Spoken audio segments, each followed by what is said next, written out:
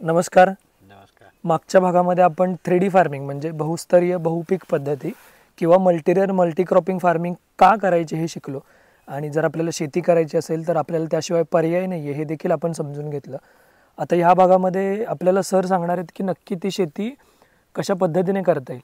परत त्यातला पहिला प्रश्न असा तयार होतो की ही जी शेती पद्धती आहे ती प्रदेशानुसार वेगळी असते का? मग त्याच्यामध्ये असणारी जी झाडं आहेत त्या झाडांची जाती बदलतात का? मग कुठल्या कुठल्या स्तरावरती कुठलं लावायचं आहे ह्यानुसार त्याची किती मराठवाडा असेल, देश असेल, घाट असेल किंवा तुम्ही कोकणात शेती करताय. तर पहिल्यांदा आपण याच्यापासूनच सुरुवात करूया की प्रदेशनिहाय याची पद्धती आणि याची झाडं बदलतात का? 100% बदलतात. हं.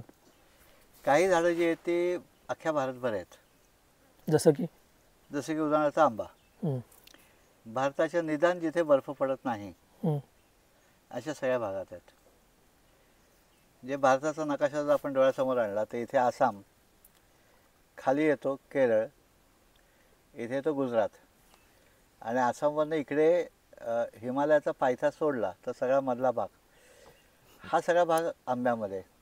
राजस्थानमध्ये वाळवंट आहे, हरियाणामध्ये बर्फ पडतो, हं, पंजाबमध्ये बर्फ पडतो आणि हिमालयन भाग जे उत्तर प्रदेशात आहेत, पण उत्तराखंड जिथे बर्फ पडतो किंवा जिथे तापमान 4-5पर्यंत खाली जातं तिथे आंबा येत नाही, पण सगळीकडे येतो बाकीच्या.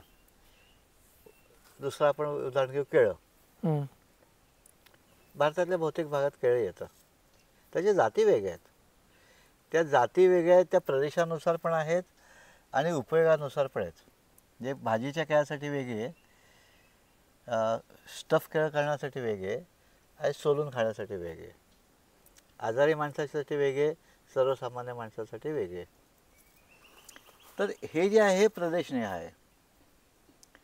आता त्याच्यामध्ये महाराष्ट्राचा जर आपण विचार केला तर लक्षात असं येतं की खानदेशमध्ये बोरं आहेत, मराठवाड्यामध्ये डाळिंब आहे, नाशिक भागात द्राक्ष आहे, हं. पंढरपूर भागात काही द्राक्ष आहे, डाळिंब आहे. डाळिंब आहे आणि नगर भागामध्ये मोसंबी आणि पेरू आहे आणि कोकणामध्ये नारळ. नारळ, कोकम अशी झाडं आहेत. ही जी आहे प्रदेशनिहाय, हं, ते कशावर आहे तर त्याला शास्त्रीय भाषेत म्हणतात ॲग्रो क्लायमॅटिक झोन. की तिथे असणारं तापमान, तिथे असणारा पाऊस, तिथे असणाऱ्या मातीचे pH, मातीचा प्रकार, तिथे असणारी आर्द्रता, ह्याच्यानुसार माती बदलते. आणि खरं म्हणजे माती बदलते म्हणण्यापेक्षा खरं म्हणजे जीवाणू बदलतात. जीवाणूंमुळे माती बदलते. नाही, मातीतले जीवाणू वेगळे असतात हं, आणि ते जे जीवाणू आहेत ते वनस्पतीचं पोषण करतात. त्याचे ते जीवाणू जिथे चांगले असतील तिथे त्या प्रकारची वनस्पती वाढते आणि ते जीवाणू जसे बदलतील तापमानानुसार, हवेनुसार, वर्षभराच्या कालावधीमध्ये, तसं त्याला फूल येणं, फळ येणं ही प्रक्रिया सुरू होते. हे फूल येण्यासाठी लागणारं विशिष्ट रसायन जीवाणूंच्यामुळे विशिष्ट अन्न मिळतं आणि त्याच्यावर वनस्पती विशिष्ट फुलं येण्यासाठी रचना करू शकते, त्याला फ्लोरिजन म्हणतात. त्यासाठी तापमान निगडीत असतं, आर्द्रता निगडीत असते, जमिनीतला ओलावा निगडीत असतो, अधिक जीवाणू निगडीत असतो. तर ह्या सगळ्यांचा कम्फर्ट झोन जिथे तयार होतो तिथे ती वनस्पती तयार होते. मग या वनस्पतींचे प्रकार वेगळे वेगळे असतील. जसं आपण बघितलं की विदर्भामध्ये संत्रा असेल, नगरमध्ये मोसंबी असतील, मराठवाड्यात लिंबू असेल, आहेत लिंबाच्याच जाती, पण तिन्ही ठिकाणी वेगळ्या वेगळ्या. मग देशावरती सीताफळ असेल आणि कोकणामध्ये रामफळ असेल. आता त्याचा आकार, त्याच्या शेजारी वाढणारी वनस्पती, या सगळ्याचा विचार करून जे निसर्गाचा जंगलात सापडलं, जे उदाहरण द्यायचं झालं तर कोयनेच्या खोऱ्यात आम्ही वासोटा किल्ल्याला गेलो होतो, तर त्या जंगलामध्ये जायफळ होतं, दालचिनी होती, मिरी होती, कडुनिंब, जे करी लिंब ज्याला म्हणतो होतो, गोड निंब तो होता. हे जंगलात होतं. हम्म. आणि हे जंगलातलं माणसाला कळलं की हे खाण्यासारखं आहे आणि आपल्याला उपयोगी आहे, मग तरी तशी लागवड सुरू केली. पण तेच लातूरला होईल का? तर नाही होणार. हम्म. कारण लातूरला तेवढा पाऊस पडत नाही आणि पाण्याचा निचरा पण नाही पडला तर. हम्म. कारण ते जिथे कमी पाऊस पडतो तिथे पाणी पकडून ठेवण्याची क्षमता मातीमध्ये जास्त असते. काळी माती असते आणि म्हणजे जिथे जास्त पाऊस पडतो तिथे पाण्याचा निचरा होणारी जमीन जास्त असते. तर आपण आता काय करतोय की आपण वाटेल तसं करतोय, वाटेल ते लावतोय आणि मग ते छान वाढत नाही. हम्म. तर निसर्गाच्या रचनेमध्ये वासोटाचं जंगल असू दे, भीमाशंकरचं जंगल असू दे, किंवा त्र्यंबकेश्वरचं असू दे, त्या त्र्यंबकेश्वरच्या परिसरामध्ये असलेले वनस्पती वेगळे आहेत, हम्म. महाबळेश्वरचे वेगळे आहेत आणि खाली चांद्याचे वेगळे आहेत. बरोबर. म्हणजे इतकं कमी डिफरन्स गॅप असेल तरी वेगवेगळे आहेत. हो. मग त्या गॅपमध्ये त्या वातावरणामध्ये वाढणाऱ्या हजारो वर्ष वाढलेल्या वनस्पती ज्यांनी स्वतःच्या उत्क्रांती केलेली आहे, हम्म. त्यांचं अस्तित्व एकत्र असतं, समूहाने असतं. मग तिथे ही सगळी रचना असते. उंच वृक्ष, त्याच्या खाली छोटे वृक्ष, त्याच्यावरती वेली, लता आणि वेली, हम्म. मग त्याच्याखाली झुडपं, त्याच्याखाली जमीन आच्छादणारं काहीतरी पीक, त्याच्याखाली कंद. आणि ते परत जमिनीतले कंद काळानुसार वर्षभरात वेगळ्या काळी वेगवेगळे येतात हम्म. किंवा जमिनीवरचं आच्छादन वेगळ्या येतं. हे सगळ्याचा मिळून एक समूह तयार होतो. हम्म. आणि सगळ्याचा मिळून समूह जो असतो तो जास्तीत जास्त सूर्यप्रकाश गोळा करतो. खूप उन्हात, कमी उन्हात, थोड्या सावलीत, परावर्तित प्रकाशात, सावलीत आणि सावली नसलेल्या जमिनीवरती आतमध्ये कंद किंवा सावली पण आहे, खाली कंद पण आहे. आणि ते त्या काळामध्ये बाहेर येतात. म्हणजे उदाहरणार्थ पावसाळ्यामध्ये सह्याद्री सगळीकडे कलटुलीचे वेल उगवणार. बरोबर. किंवा रान हळद उगवणार. हम्म. हिवाळ्यात वाढणार, कलटुली पावसाळा संपताना मरून जाणार, हळद हिवाळ्यानंतर संपणार हो. आणि त्याच्यानंतर जमीन पूर्ण सुकणार सुकून आणि ते मल्च करणार, परत पावसात उगवणार. सायकल. ही प्रक्रिया जी सायकल आहे ही नॉनस्टॉप चालू आहे. हम्म. पण तिथे उत्पत्ती स्थितीला आहे आणि जे अवशेष पडतील ते अवशेष कुजवणारी यंत्रणा आहे. हम्म. वनस्पतींचं अस्तित्व वाढण्यासाठी लागणारी रचना आहे आणि वनस्पती उत्पन्न होण्यासाठी रचना, म्हणजे जीव घेण्यासाठी रचना आहे. या सगळ्या रचनांना मिळून आपण म्हणतो इकोसिस्टीम. तर ती इकोसिस्टीम आपल्या शेतामध्ये किंवा जंगलामध्ये जर करायची, जंगल आपल्या शेतात करायचं असेल तर पहिले इकोसिस्टीम जाणून घ्यायला लागते हम्म. की नक्की काय आहे. सिंचन आधारित आहे, जे वर्षभर पडणाऱ्या पावसात म्हणजे वर्षारण्य मिळतात तिथलं आहे का ठराविक काळात पडणारा पाऊस पडतो तिथलं आहे का खूप कमी पाऊस पडणारा तिथलं आहे. हम्म.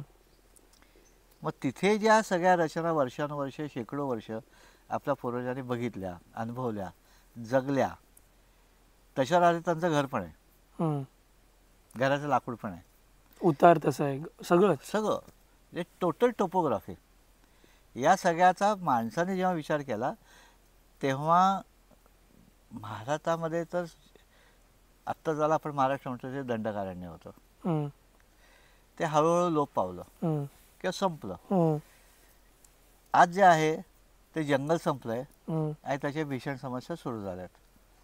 मग आपण शेती करताना ही जी निसर्गाची रचना आहे, उंच, मध्यम, बुटकं, जमिनीवरचं, याचा सगळ्याचा कालावधी पण वेगळा आहे. म्हणजे बहुवर्षी आयु, मध्यमजीवी, अल्पजीवी आणि हंगामी. मग ह्याच्यामधलं माणसाला लक्षात आलं हे खाद्य आहे, नाही हे औषधी आहे, नाही हे ना बांधकामाला चांगलं आहे, मला नाही खाता येत, किंवा मला खाता येत नाही पण माझ्या गाईला खाता येतं, मग घरात जळण्यासाठी चांगलं आहे, याचा उष्मांक चांगला आहे. मग उष्मांक हा लोहारासाठी चांगला आहे आणि हा सोनारासाठी चांगला आहे. बरोबर. दोन्हीचा कोळसा वेगळा आहे. मग त्या प्रत्येक कामानुसार निसर्गातल्या सगळ्या घटकांचा माणसाने वापर केला. मग वापर करत असताना त्याची जपणूक पण केली. कारण मला उद्या लागणार आहे. बरोबर. आणि हे जपवणूक करताना जे सुरू झाले त्याला आपण म्हणतो शेती. त्या काळामध्ये आत्तापर्यंत 100 वर्षापर्यंत आपल्या गावाच्या आजूबाजूला हे सगळं मिळत होतं. हम्म. गावाचं स्वतःचं जंगल होतं, त्याला देवराई म्हणायचे. तिथे काही तोडायचा नाही नियम होता. हम्म.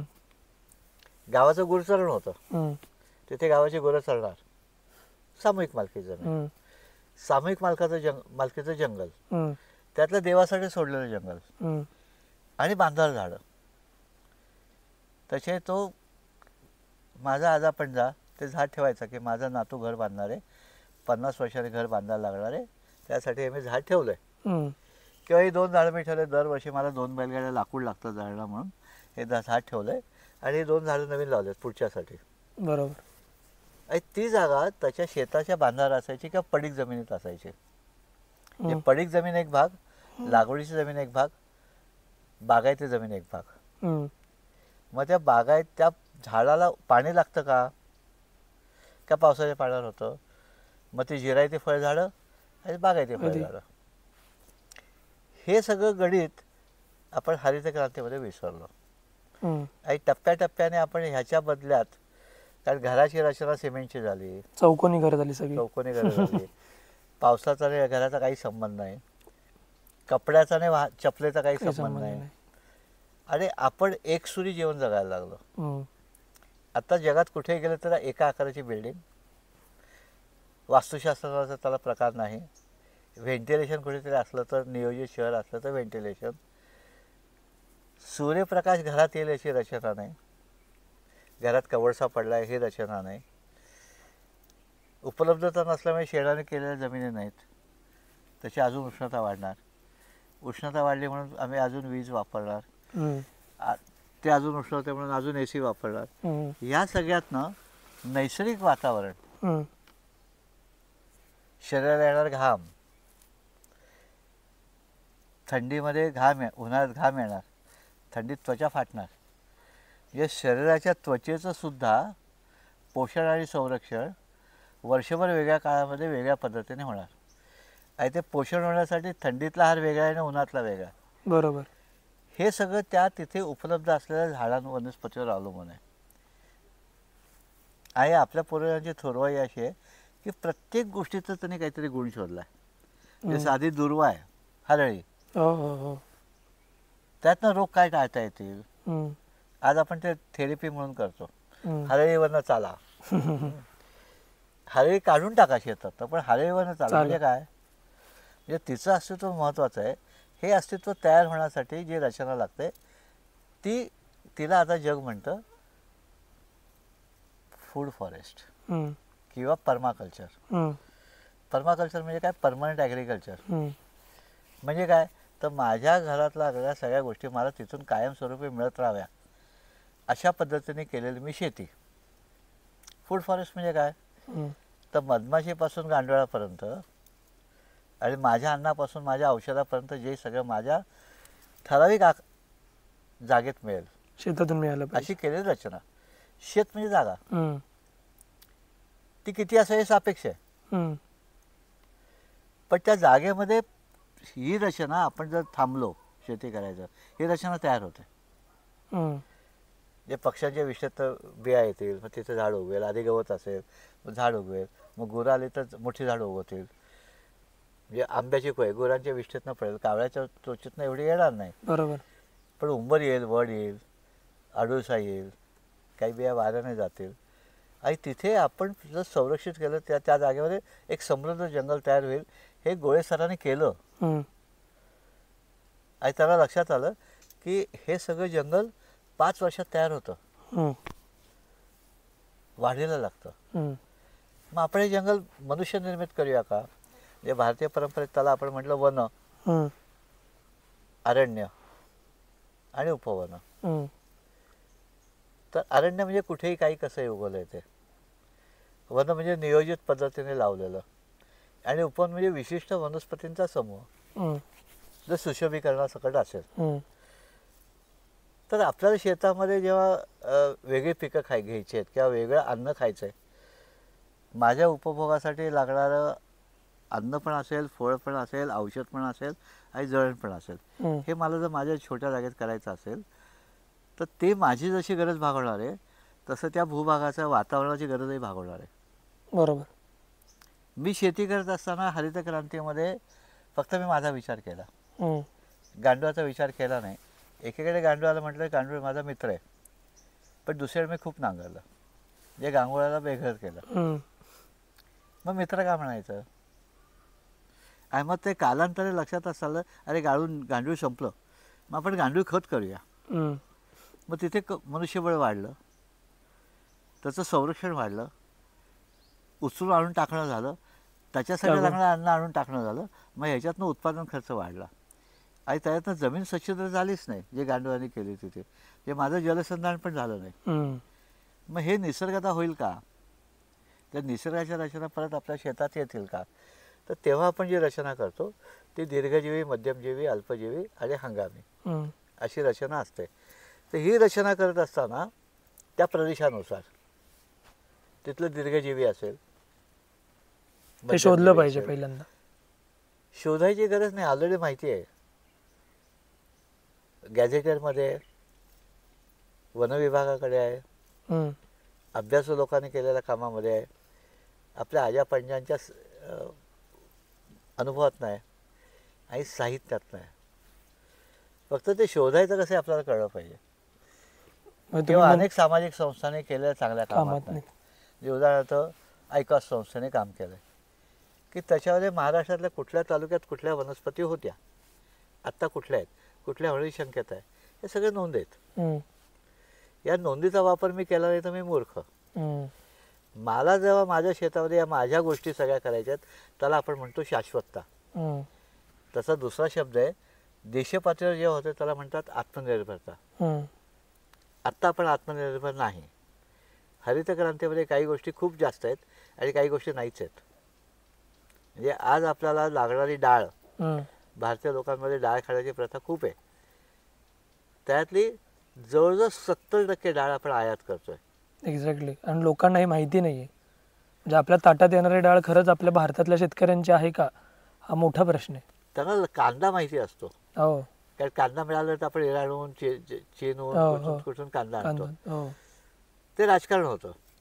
पण आत्ता परिस्थिती अशी आहे की आमच्या डाळी आमच्या नाहीत, आमचं तेल आमचं नाही, आणि ते तेल आमचं नसल्यामुळे त्या खायच्या तेलात पाम तेल मिसळायचे भेसळ होते, त्याचे आजारपणामध्ये रूपांतर होतं. आपला कपडा पण आपला नाही बऱ्यापैकी, पॉलिस्टर. तर ह्या सगळ्या ज्या आत्मनिर्भरता ही आपल्याला फार महत्त्वाची आहे. उदाहरणार्थ कोविड, सगळं जग बंद झालं आणि आज भारतामधलं 70% आयात होतं. कोविड 2 वर्ष थांबला किंवा कोविडसारखा दुसरा रोग आला तर आपण पैसे आहेत, अन्न कुठून आणणार आहोत? एक्झॅक्टली नाहीच आहे. मग हे जर मला करायचं असेल तर ही निसर्गाची रचना मला करायला लागेल.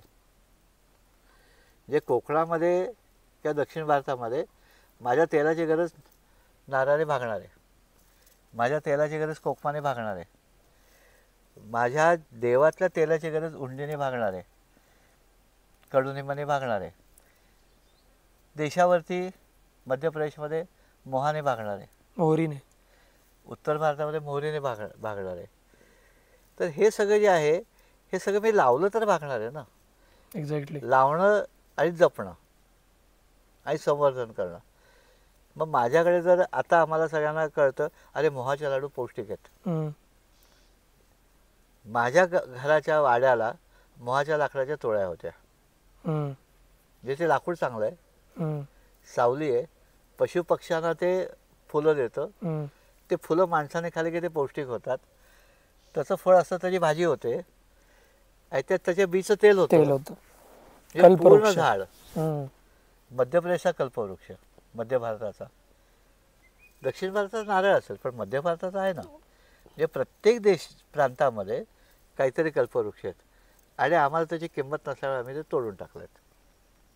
मग माझ्या शेतामध्ये माझी जागा किती आहे याचा विचार करून जर खूप माझी 50 एकर जागा आहे, मी वड पण लावीन, पिंपळ पण लावीन. 10 एकर जागा आहे, उंबर लावेन. वड नाही लावणार. तसे प्रकार नांदूरक लावेन, पायर लावेन. जे पक्ष्यांसाठी असतील, मधमाशांसाठी असतील आणि ज्याच्यामुळे माझ्या पिकाची उत्पादन वाढेल आणि गुणवत्ता वाढेल आणि कीड कमी होईल. कारण पक्षी येतील त्याच्यात हे पण येईल. बरोबर.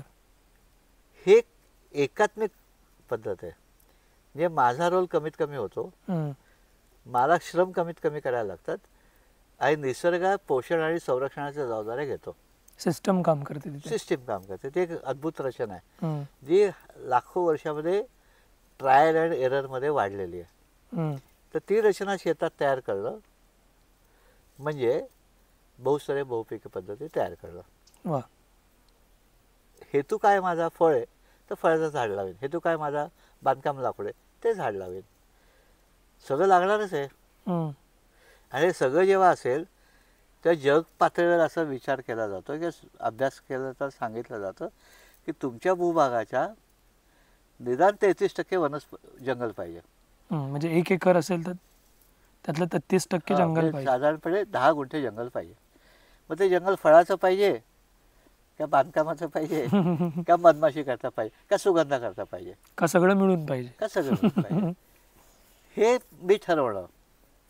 आणि तिथल्या त्या हवामानाला अनुकूल असलेल्या सुगंधी वनस्पतींपासून औषधी वनस्पतींपासून फळझाड लावणं, त्याच्याखाली मध्यम लावणं, त्याच्याखाली हंगामी लावणं, हे रचना जेव्हा तयार होते तेव्हा आपण पहिल्या भागात म्हटलं तसं आपली शेती मल्टीक्रॉपिंग म्हणजे 3 डायमेन्शनमध्ये तयार होते. आणि तिथे संरक्षण आणि समृद्धी आपोआप वाढत असतं. वा, छान. मग आता तुम्ही आम्हाला आपल्या शेतामध्ये जशा पद्धतीने मल्टीलेअर मल्टीक्रॉपिंग करतात त्याचं काही उदाहरण देऊन स्पष्ट करू शकता का? त्याच्यामध्ये फक्त हेही ऐकायला आवडेल की जेव्हा तुम्ही पिकं ठरवता म्हणजे नारळाच्या खाली केळी लावायचे तर मुळात केळीच का किंवा त्याच्या खाली ह्याचं जो को एक्झिस्टन्स आहे एकमेकांचं सहजीवन आहे हे तुम्ही कसं ठरवता, कशा मार्फत कळतं आणि ते कसं ठरवलं पाहिजे? हे कोकणाचा विचार केला आणि बाकी आपण आता कोकणाचा विचार केला तर कोकणामध्ये 2 प्रकारची जंगल आपण करू शकतो. एक हे आयुष्यभर सिंचन आधारित. बर. आणि दुसरे गरजेनुसार पाणी द्यायला लागणार म्हणजे जांभूळ, आंबा, कोकम हे गरजेनुसार पाणी द्यायचे पीठ, रामफळ. पण आयुष्यभर पाणी लागायचं नारळ आणि नारळाचे मित्र किंवा चिकू आणि चिकूचे मित्र हे मला एकत्र लावायचे असेल तर 2 पार्ट मी वेगळे करतो. एका याच्यामध्ये नारळ आणि नारळाचे मित्र पिकं म्हणजे काय तर ज्यांचं सहजीवन एकमेकांना आवडतं, जे एकमेकांना मदत करतात त्याला म्हणतात पूरकता. एकमेकांच्या गरजा पूर्ण करतात आणि त्या कमी सावलीमध्ये पण वाढतात. म्हणजे या नारळातला सगळ्यात नारळाच्या मित्रामध्ये सगळ्यात उंच आहे नारळ. तो खालच्या झाडाला थोडी सावली करतो. बरोबर. त्याला म्हणतात फिल्टर शेड. त्या 4 नारळामध्ये जायफळ, लवंग, ऑलस्पाइसेस, जायफळ म्हणजे यांना कमी ऊन लागतं तुलनेने. फिल्टर ऊन लागतं. नुसतं फिल्टर ऊन लागत नाही तर या सगळ्यांच्या रेस्पिरेशनमधनं आणि सिंचनामुळे तिथे ह्युमिडिटी असते. त्याला ह्युमिडिटी लागते, आयुष्यभर पाणी लागतं आणि थोडी सावली लागते. मग जिथे थोडीशी सावली आणि सरळ भाग आहे तिथे मिरी वाढली. जे मिरी वाढली जे नारळ, जायफळ, मिरी, लवंग, मिरी, ऑलस्पाइसेस, दालचिनी, जायफळ हे झाले मोठे. त्याच्या खाली काय झालं? कॉफी, बर, कोको, जाम, चारी बाजूला कोकम. त्याच्या खाली काय झालं? अननस. त्याच्या खाली काय झालं? लेंडी पिंपळी, ग्राउंड कव्हरिंग. त्याच्या खाली काय झालं? हळद.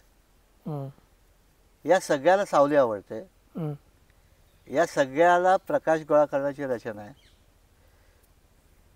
आळू एक राहिलं, आळू. सुरण, सुपारी राहिलं याच्यामध्ये सुपारी राहिली. मोठी.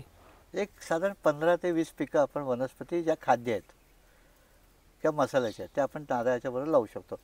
कारण नारळाला आयुष्यभर पाणी द्यायचं आहे आणि ह्यांना पाणी द्यायला लागतं. हम्म. मग दक्षिण भारतामध्ये तिथे वेलची पण असेल आणि उत्तर भारतामध्ये तिथे बडी वेलची पण असेल, हम्म. पूर्वांचलमध्ये. हम्म. मग हे झालं सिंचन आधारित पिकं. मग कमी सिंचन असलेली काय आहे, गरजेनुसार फणस आला, आंबा आला, हम्म. जांभूळ आलं, रामफळ आलं. मग त्याच्यावर काय आलं, त्याच्या खाली केळी आली, पेरू आला, पपई आली, हम्म. आवळा आला, जामचे प्रकार आले. हे जरा पाणी नसेल तर चालेल, थोड्या पाण्यात ते होते. होतात. त्याच्या खाली काय आलं, हम्म. असं करत करत दीर्घजीवी आंबा, मध्यमजीवी पेरू, रामफळ, त्याच्या खाली केळी, पपया, जे 3-5 वर्ष टिकणार आहेत. त्याच्या खाली हळद 8 ते 9 महिने. मग हे झालं वर्षायू. मग त्याच्या खाली हंगामी करायचं आहे. हंगामी म्हणजे माझ्या ताटात लागणारं.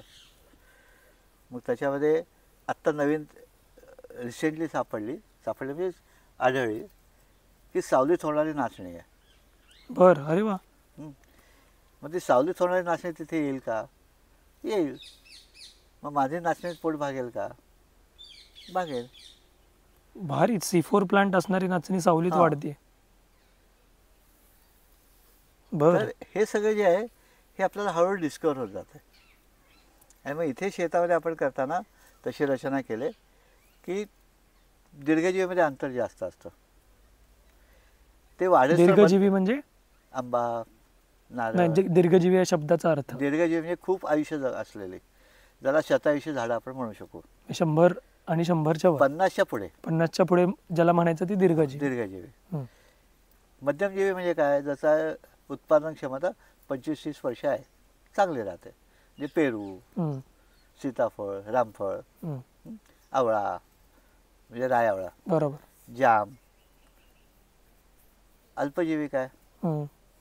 केळी, केळी, पपई. पपई. तर हे सगळे जे आहेत हे आपल्याला अंतर जास्त असताना याच्यामध्ये लावता येतात. हम्म. कारण तो विस्तार होत नाही, तो पण जमिनीच वाया का हलवायचे. बरोबर. मग 4 आंब्याच्या मध्ये मी पेरू लावला. आंब्याचं उत्पादन होणार आहे 6 वर्षाने, पेरूचं उत्पादन होणार आहे 3 वर्षात. हम्म. बरोबर. पुढे 6 वर्षापर्यंतचा विस्तार वाढेल तोपर्यंत मी पेरू उत्पादन घेईल. जिथे गरज असेल तिथं लिंबू उत्पादन घेईल. सावली पडलं की लिंबू नाही येणार, येणार. बरोबर. पण तोपर्यंत घेता येईल. म्हणजे स्पेस जी आहे हॉटेलमध्ये किंवा पंक्तीमध्ये, एक कुठला की दुसरा बसतो ना. Utilization of space. Utilization of space म्हणजे जागेचा सुयोग्य वापर, हो. माणसांचा सुयोग्य वापर, हम्म. पाण्याचा सुयोग्य वापर, आणि या सगळ्यांच्या अस्तित्वातनं, त्यांच्या पडलेल्या अवशेषातनं होणारी जमिनीची सुपीकता, या सगळ्यामध्ये हम्म. आपल्याला काम करता येतं. झालं, तुम्ही मध्ये आलात. इकडनं चित्र